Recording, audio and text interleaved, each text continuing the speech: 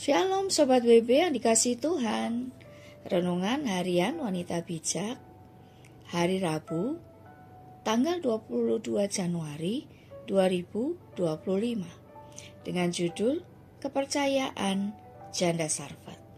Firman Tuhan diambil dari kitab 1 Raja-Raja pasal 17 ayat 7 sampai 16. Kitab 1 Raja-Raja pasal 17 ayat 7 sampai 16. Sebelum kita mendengar firman Tuhan, mari kita berdoa lebih dulu. Bapa, terima kasih. Anugerah-Mu luar biasa sepanjang hari ini. Kami percaya kekayaan anugerah-Mu yang melengkapi kami untuk kami bisa menjalani hari demi hari. Dan kalau hari ini kami boleh bertemu dengan firman-Mu, kami sedang bertemu dengan Engkau sendiri.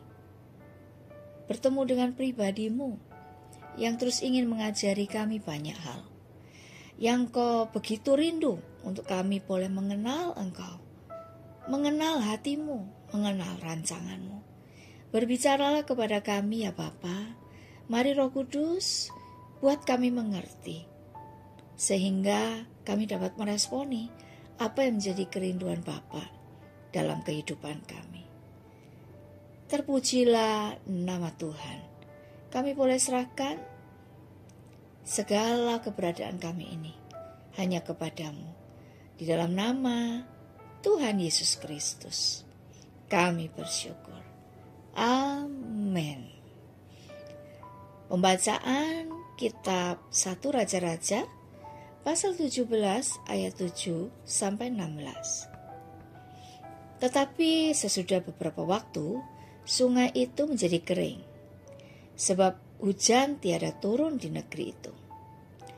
Maka datanglah firman Tuhan kepada Elia, bersiaplah pergi ke Sarfat, yang termasuk wilayah Sidon, dan diamlah di sana. Ketahuilah, aku telah memerintahkan seorang janda untuk memberi engkau makan. Sesudah itu ia bersiap, lalu pergi ke Sarfat. Setelah ia sampai ke pintu gerbang kota itu, tampaklah di sana seorang janda sedang mengumpulkan kayu api. Ia berseru kepada perempuan itu, katanya, "Cobalah ambil bagiku sedikit air dalam kendi, supaya aku minum." Ketika perempuan itu pergi mengambilnya, ia berseru lagi, "Cobalah ambil juga bagiku sepotong roti." Perempuan itu menjawab, "Demi Tuhan Allahmu yang hidup, sesungguhnya tidak ada roti padaku sedikit pun, kecuali segenggam tepung dalam tempayan dan sedikit minyak dalam puli-puli. Dan sekarang aku sedang mengumpulkan 2-3 potong kayu api. Kemudian aku mau pulang dan mengolahnya bagiku dan bagi anakku. Dan setelah kami memakannya, maka kami akan mati." Tetapi Elia berkata kepadanya, "Janganlah takut, pulanglah, buatlah seperti yang kau katakan. Tetapi buatlah lebih dulu bagiku sepotong roti bundar kecil daripadanya, dan bawalah kepadaku. Kemudian barulah kau buat bagimu dan bagi anakmu. Sebab beginilah firman Tuhan Allah Israel, tepung dalam tempayan itu tidak akan habis, dan minyak dalam puli-puli itu pun tidak akan berkurang sampai pada waktu Tuhan memberi hujan ke atas muka bumi."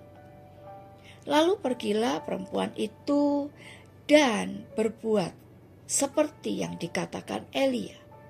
Maka perempuan itu dan dia serta anak perempuan itu mendapat makan beberapa waktu lamanya. Tepung dalam tempayan itu tidak habis, dan minyak dalam puli-puli itu tidak berkurang, seperti firman Tuhan yang diucapkannya dengan perantaraan Elia. Mari sama-sama kita renungkan. Dari pembacaan firman Tuhan hari ini, temukan kata atau jika ada hal yang menarik yang Tuhan ingatkan saat merenungkan bacaan hari ini. Siapakah yang meminta Elia untuk pergi ke Sarfat dan apa yang diperintahkannya? Apa yang terjadi setelah Elia bertemu dengan janda di Sarfat? Bagaimana kesudahan kisah ini? Hal apa yang paling berkesan bagimu dari kisah ini? Demikianlah sabda Tuhan. Berbahagialah mereka yang mendengarkan firman Tuhan dan melakukannya. Haleluya. Sobat WB yang terkasih, kisah ini didahului tentang nubuat masa kekeringan tanpa embun atau hujan yang disampaikan oleh Elia kepada Raja Ahab. Allah meminta Elia untuk berjalan ke arah timur dan bersembunyi di sebelah timur Sungai Yordan. Di sana Allah memelihara Elia dengan menyediakan makanan baginya lewat burung-burung gagak yang membawa roti dan daging buat Elia. Setelah semua peristiwa itu, Allah memerintahkan Elia untuk pergi ke Sarfat di wilayah Sidon dan tinggal di sana. Allah berfirman bahwa Dia telah memerintahkan seorang janda untuk memberi Elia makan. Namun yang terjadi setelah itu justru sebaliknya. Janda itu hanya memiliki segenggam tepung dalam tempayan dan sedikit minyak dalam buli-buli untuk diolah baginya dan anaknya. Setelah itu mereka mati karena tidak ada lagi yang dapat dimakan. Namun Elia tetap memerintahkan janda itu melakukan apa yang dia katakan, yaitu membuatkan sepotong roti baginya, dan setelah itu dia bisa mengolahnya bagi dirinya dan bagi anaknya. Karena tepung dan minyak itu tidak akan habis sampai waktu Tuhan memberi hujan ke atas muka bumi. Sobat WB, janda ini percaya akan perkataan Elia dan melakukan tepat seperti apa yang diperintahkannya. Kepercayaannya ini diperhitungkan Allah sebagai kebenaran.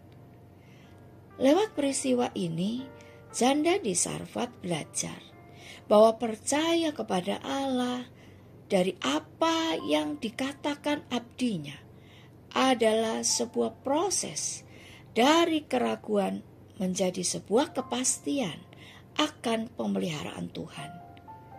Jadi, semakin kita mengenal dan mempercayai Allah, semakin kita mengenali diri kita lewat setiap respon kita di saat menghadapi tantangan atau ujian dan kesulitan.